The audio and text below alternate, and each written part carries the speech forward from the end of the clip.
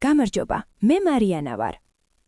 მომავალი კვირა, ბევრი ნიშნისთვის სასიამოვნო სიურპრიზებითა და ახალი იდეებით დაიწყება. წინსვლის შესანიშნავი შესაძლებლობები იქნება. მნიშვნელოვანია, რომ ეს მომენტი გამოიყენოთ და გადამწყვეტად იმოქმედოთ. თუმცა მნიშვნელოვანია შეინარჩუნოთ სიმშვიდე და ოპტიმიზმი. ფინანსური ტრანზაქციები და ახალი ინვესტიციები განსაკუთრებით წარმატებული იქნება, ხოლო პირად ცხოვრებაში შესაძლებელია სასიამოვნო ნაცნობობა ან მეგობრობა ახალ დონეზე აიყვანოთ.